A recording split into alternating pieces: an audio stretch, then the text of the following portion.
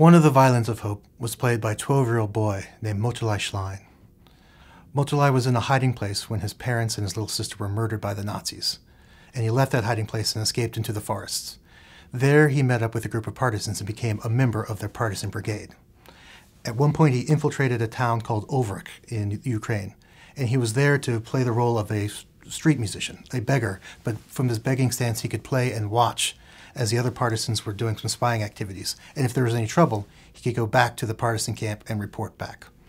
But his playing distinguished himself beyond that of the other beggars, and a Nazi commander pulled him out of the crowd and gave him a job at this soldiers' club, playing violin every night.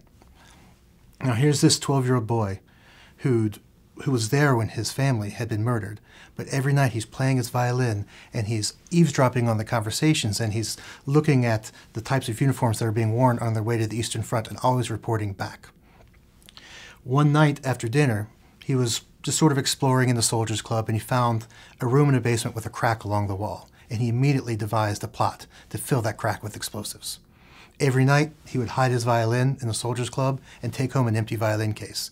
He would come back the next morning with a few pounds of explosives hidden in that case. He'd swap out the explosives in the violin and then go about his day.